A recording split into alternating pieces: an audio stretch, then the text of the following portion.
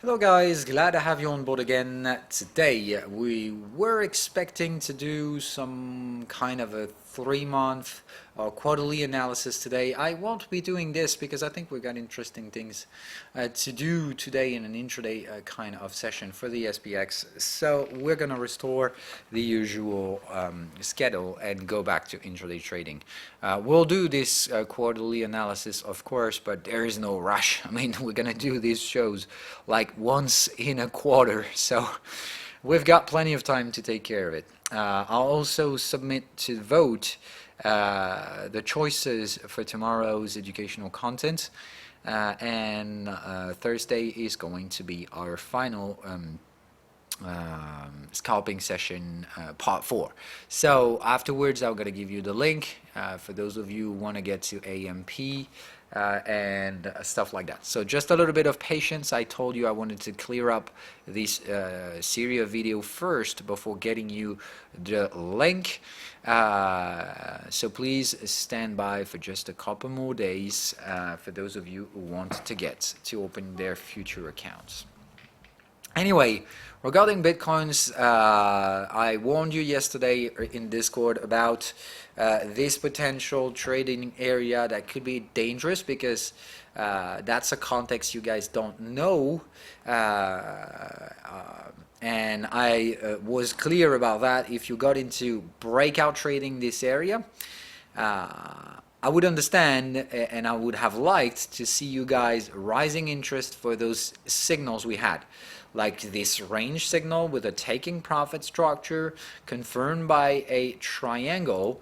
And I just said, all right, seeing that kind of stuff in a normal market behavior would seemingly say you're probably wrong with that breakout, because you're not supposed to see square signals right after a breakout. All right, so I just warn you because that's the kind of signals you might have to really trade cautiously. Not even to say, all right, maybe the breakout isn't the actual context, maybe I'm wrong, so I should limit the leverage.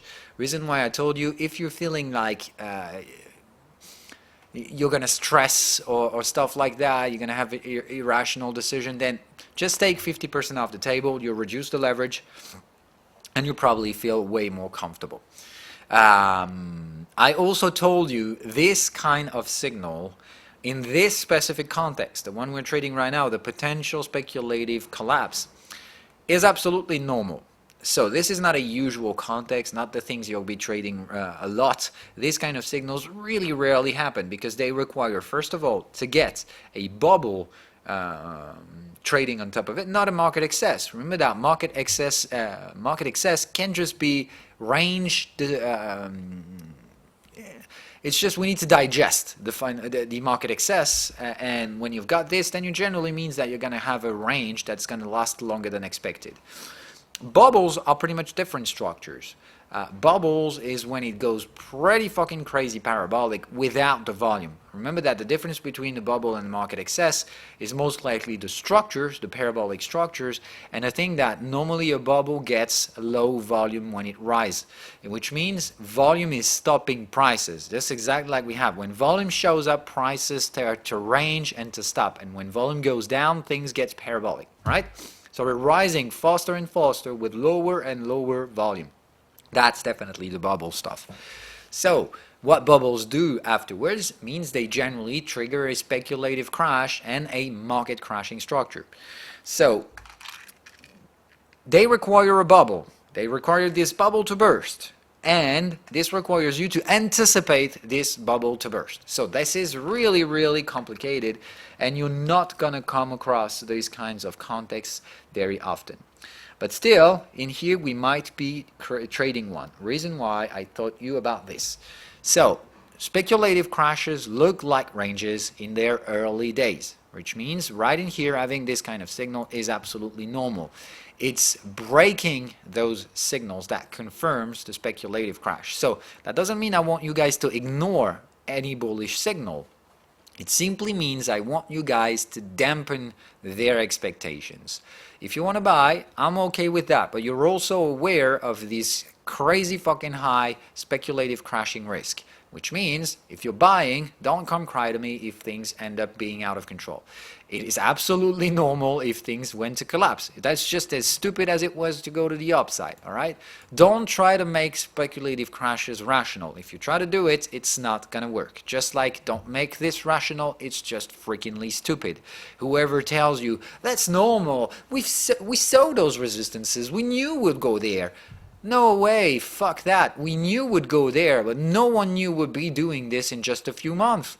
We were not expected to do this. Not a single trader in the world would have anticipated such thing, simply because it makes no sense and you don't want to make it any sense. So what would you rationalize anything going to the downside? It can be just stupidly irrational and just because that's how it is.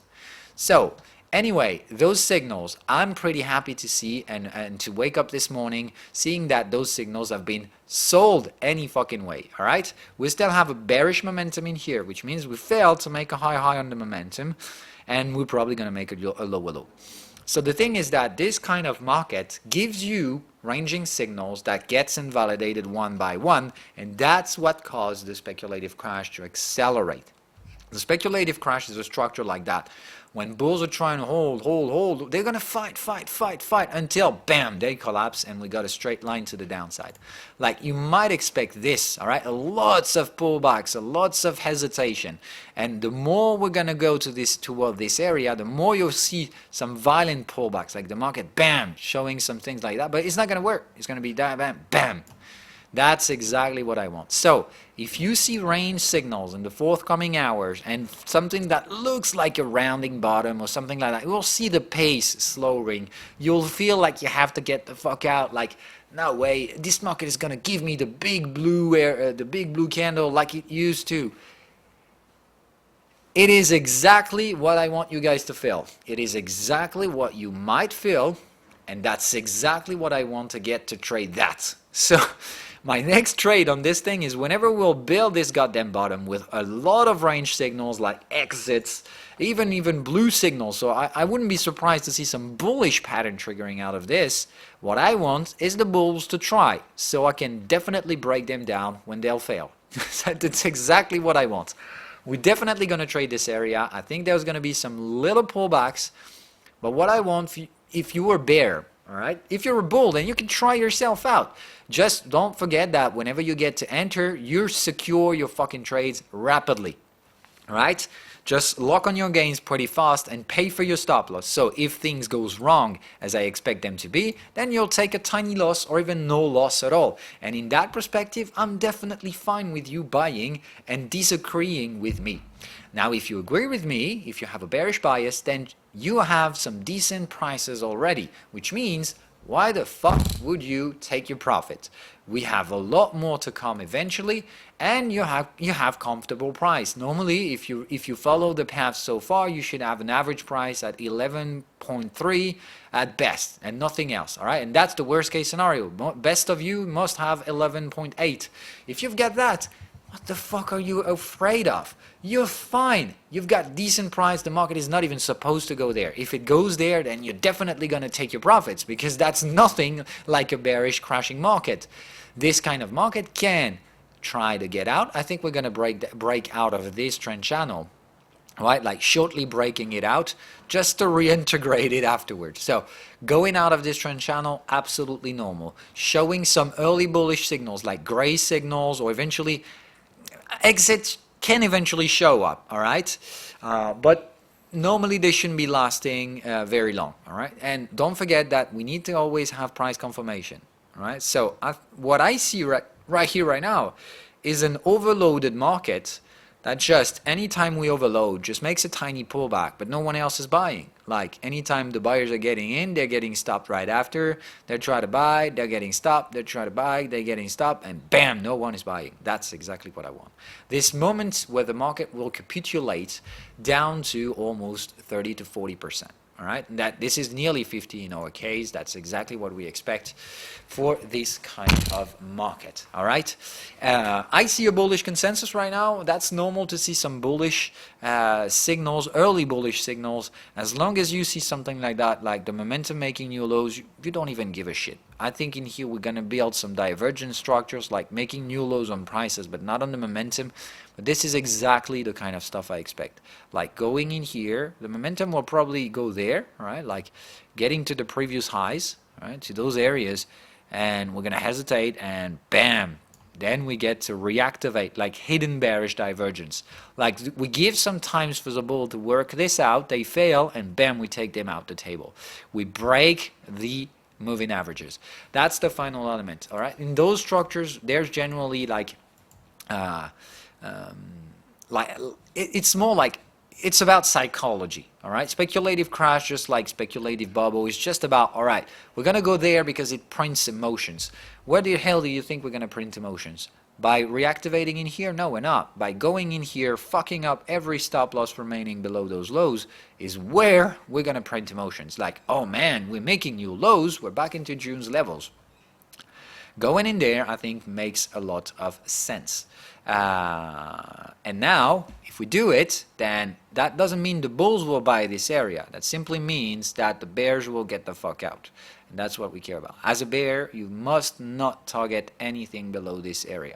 All right? At least for now, it will be too dangerous to go straight forward for the 5K area. Even if we end up going there, that's no big deal. You would still have made a pretty decent bearish trade. So that's all we care about. All right, so now we've got two options. Like I said, either we temporize, we kind of save us some time, we get out of this trend channel, we'll let some times for the bull, and a few days from now we'll reactivate strongly bearish. Option number two, we don't even let them get the fuck in, which means we just go straight line for the stop losses. Like we stay into this channel, all right, and then we work out this area, and bam.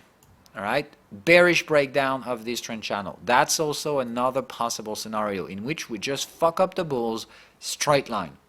All right, that's also possible. As long as we remain in this trend channel, nothing to worry about for the bears. Right? Just put your stop loss a little bit further away from the trend channel, and normally you should be fine. All right, so yesterday's stop loss would have been 11.8. Today, I think 11.4 is more than enough. We should nearly get the fuck out. Right? If we go there, means we're in a range and we were wrong about this speculative crash. I'm talking about candle closers, obviously. If we just go there with an ugly bullish candle that just lasts for half an hour, that's not nearly a reversal. All right?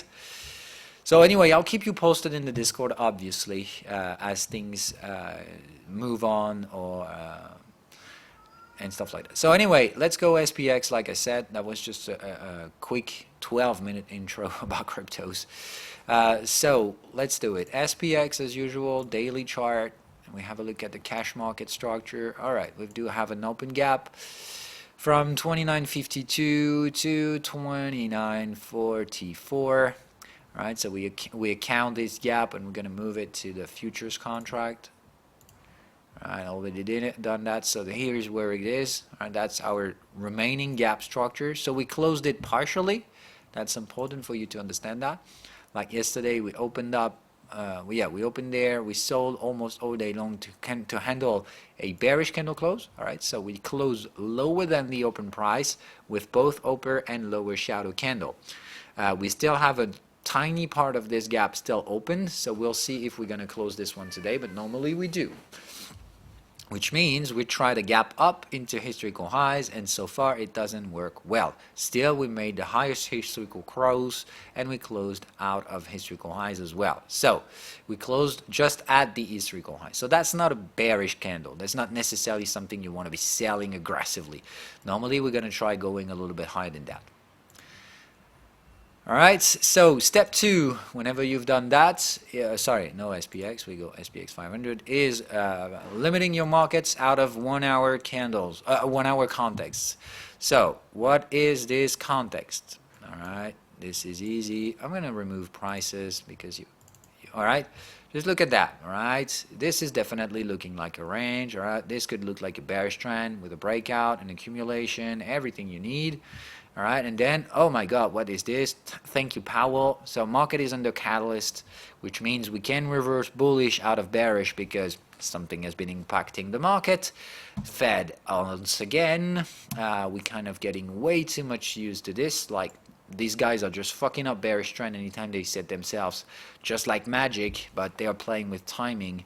They're most likely playing a dangerous game of market manipulation, which means we just precisely time up the information we release into any time the bears have it under control, so we can straightforward fuck them up.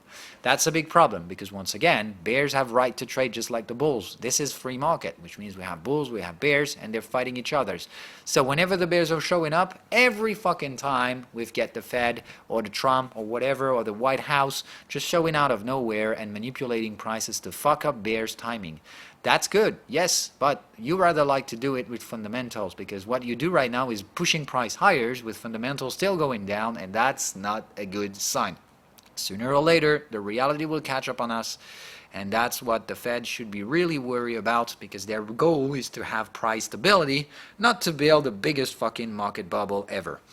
But this is clearly what they're doing, all right? By breaking up the bears, they're just falsing the pricing. They're making it like fake. So yeah, we fake pricing because the bears have all their right to trade, just like the bulls do have. But as they do let it go for the bulls and break it down for the bears, there is a big problem, because that's not the Fed's role. They're not supposed to be doing this. Anyway, so bullish trend coming out of here and coming out of nowhere. We know why, but we certainly couldn't anticipate such thing.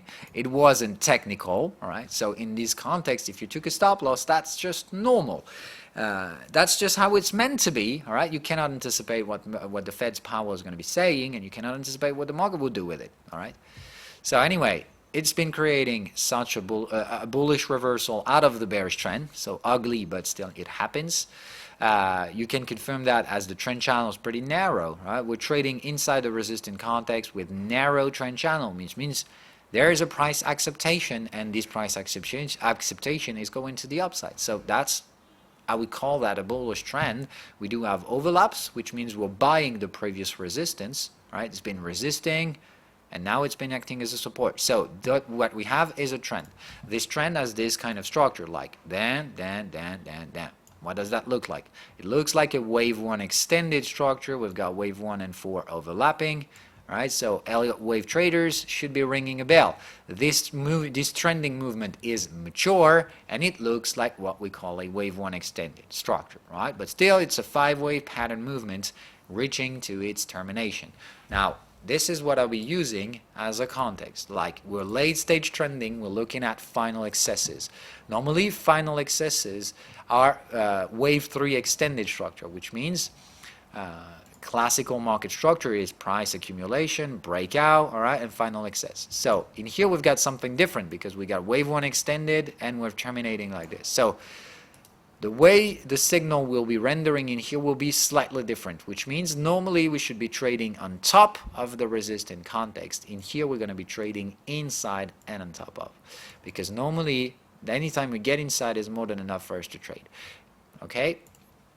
Because the last wave is the shortest one in this motive. The first one was the longest, the second one is shorter, and the final one is even shorter than that, right? Because wave 3 generally isn't the shortest. Which means normally, if that structure is the right one, all right, in here we're going to use Elliott wave, because I think that's the most rational way to analyze this market. And all right, so normally we should have some price structures in here. Let me just figure out. Well, maybe we should have gone a little bit higher in here. So anyway, normally we're using Fibonacci extensions to forecast where the next wave might end. All we know is that we cannot go any further than 88.6, right? Which is the latest extension, because otherwise the wave 3 will be the shortest, all right? So this wave, if we have the right motive, needs to be shorter than this one, okay? So this is the speculative area in which normally we get the highest risk-reward ratio. What did we get in here? A sine wave target into context with a red arrow. Problem, just a profit taking. Oh, sorry, I'm bullshitting. We got an overbought. Oh, damn it. I should have saw that. So we were overbought. I think this is clearly a selling act, a clean selling signal we've had in here. Not the most aggressive one, but I think, I would have liked to trade that one. So yeah, as you can see, sign with target, signal, overbought cluster, right into the expectable areas. So I would say today we can eventually go a little bit higher than that, like going to the 78.6, because normally these waves go by sets of two, like there needs to be some two sets of accelerating structures. I see just one at the moment, all right? Just put it out of prices, all right? You can see in here, 1, 2 acceleration to the two other trend channels. I see just one. So I would say probably we're going to go there and bam, build a second upward movement, probably toward 29.88 or something like that, all right? So that's something I'll closely have a look at today, because I think this area would be of interest right into the 1 hour chart in context, okay? So this would be our big resistance area, like context and above. Anything in there is just absolutely forbidden to try buying. So selling only in there, and then we go 15-minute context. Oh, sorry, 1 hour support context is pretty easy to understand, but I'm just going to pull it away. So obviously we're in a bullish trend, which means anytime we retrace back to context and below and down to the moving averages is where probably there will be some early support, all right? And here is our gap. Now 15 minutes, and we need to do the same job, right? Which the goal of 1 hour analysis is just to put a big blue area, big red area in which you're not buying, not selling, all right? Just buying or buying yourself some profits, like you sold and you're taking your profits, you bought and your profit taking, that's it, all right? So just selling activities in here. What does it look like in the 15 minutes? Just like we said, I can see an acceleration in here, right? So I still tend to believe we might have another one today. So I would say, all right, looks like a consolidation. We still have this gap, so it's going to be our underlying price structure. So it's going to give us multiple options. Either we go back there, we finalize the gap closure, all right? We terminate the gap, we fill the remaining part of it, and the moving average area just build us some support, and we're probably going to go straight to the resistance area, all right? The 15-minute context will be broken down, which means this thing will go looking like that afterwards. Normally it will retrace down to this price, which means we're going to stop like that, right? So what I care about is whenever we break this one up, looking for a signal, 15-minute signal, heading toward the red area, so inside the red area preferably. So starting from 29.82, you might be looking forward for a 15-minute chart signal. Right in this area and this area only, all right? So you need to be on top of the 15-minute context with a clean signal, preferably an exit signal or stuff like that, or a divergence, but you please avoid taking profit. If you got a taking profit, just wait for higher prices, all right? The technical clusters are 78 and 88.6 prices being 29.88 and 29.97.98. All right, don't forget that we've got the 3000, which is obviously a psychological area, but please don't take that as a granted area. That doesn't mean we have to go 3K, all right? Yes, there is a psychological attraction for this round number, but that's it, all right? So that's scenario number one. Option number two, that's we find some support in here, like the 15-minute context isn't even broken. We don't get to fill the remaining gap. In this condition, I think we're going to go straight into this resistance area, and we could go up to the 3.19, 3K $19. No, dollars, points, sorry. So in this context, I wouldn't nearly even sell today, all right? If we go straight line bullish today, I'll probably wait for tomorrow to make any decision, all right? Selling area only, but if we go straight line in here at the Wall Street Open, you don't try to sell today. You wait for tomorrow's excesses, okay? Option number three, we go there, all right? We rebound and we fail, which means in here we get to trade with the trend channel, resistance, and we do context, trend channel, back to context. Here you're going to be looking forward for a breakout area. Normally we always break out a trend line, so this is where the breakout area should be, all right? Like the two bottoms lined up together, they should give us some activities, or this one, all right, you take that, sorry, out of this low, all right, and there you get an early breakout area. So you can use those trend lines, all right, The goal is for us to break this area to the downside, head toward the blue area so you can profit take, pay for your stop losses, and if you want to swing trade this area, that's possible. Right? Remember that we are into swing trade areas, even though it's still very dangerous to hold on some bearish swing trades because the beautiful triad does everything it can to prevent anything from going out of control. The plunge protection team is at work, but still, like I said, at some point in the economic cycle, you need to trade against them. Even though how dangerous this is, I stand to say that this is the lower risk stuff to do. So that's the plan, all right? Getting in there, you don't forget to profit take. That's absolutely necessary. Any bullish signals you get in this area is mandatory, at least 50% profit taking, all right? And you can hold 50% if you have a bearish vision on the swing perspective. But even if that was about to come, all right, we could do something like that. You need to break to new lows, all right? If you want to have a bearish bias, we need to break down the 29.10. We need to go there. We're not going to last long, but we need to break this down. We need to make a new low because we have a high for now. So we're not going to break down out of this. We need to fuck up the 1 hour context, go there, reverse it so that we can have this context going in there. And then we're probably going to have a pullback to this area that we need to sell. All right. So if you're selling swing, don't forget to sell in here, profit take, pay for the stop loss out of the previous historical highs, and you're going to start selling in there again. All right? That's how we do. If we want to reverse, we need lower highs, and we will have our breakout area toward this level afterwards. All right? So for now, bearish reactivation of the trend, unless we do have some strong market catalyst. Let me be honest. Anything can just fuck it up. We're very dangerously high trading with a very dangerous market pricing. Corporations are not making more profits. We still expect some profits to be equally or slightly negative from quarter to quarter. So there is a big problem. We're historically high trading with no more profits. So there is a big problem, which means we're rising asset valuations for a bad reason. At least fundamental doesn't nearly follow. So this earnings release season coming forward is dangerous because they better have to release good numbers. If they don't, that's not going to be great. Let me remind you that just a few months back in the days, a few months back from now, we had like, have you forgot about this? Like we had a profit warning from Apple. Does that ring a bell? Do you see profit warnings on a bullish trend? No, you don't. So there is a big problem. People think there is a bullish trend. There is obviously not. All we have right now is a range and hesitation and stuff like that. And I wouldn't say the market is confident right now. Instead of just comforting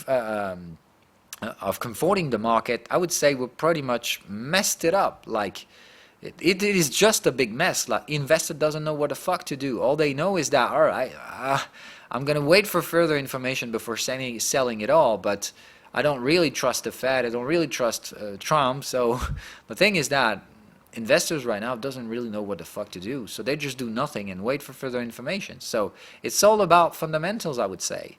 We know who's buying this market. It's the retail traders. They're buying like they never did. Right? They're buying and buying a shit tons of ETFs. So that's great. They're all buying the same stuff. They better hope these things doesn't go down. Otherwise, obviously, speculative crashes down the corner.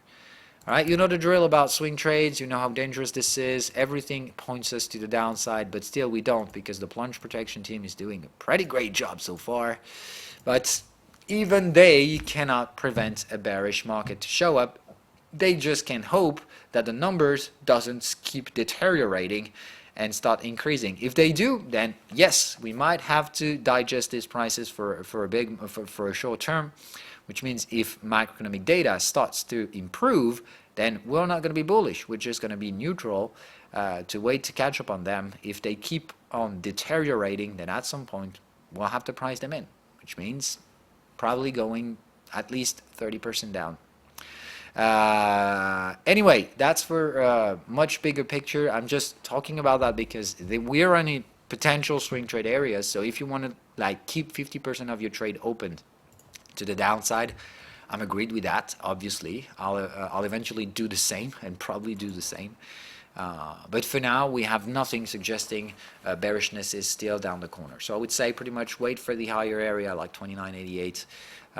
But I would say closing the gap and getting to the red area would be the best case scenario for a bear. Right? So we'll have a tight stop loss in this area, like a 1.5% stop loss. So that could be interesting, right? To sell in this area, but I don't know. All right. Today is going to be an interesting session to me. I gave you my plan. I don't know what the fuck is going to be looking like today. All I can tell is that closing this gap, trying to go a little bit higher would be the best case for me. Going high straight line, I don't really like that. Going straight to support, and in that case, I'm out. So I'm not going to, maybe I'll take the breakout trade, the breakdown trade in here, but I'll probably just catch up on some pullbacks like I told you. Bye guys, see you tomorrow. I'll submit a vote in the Discord today, like I said. So I see you guys in this one, and I hope you'll vote.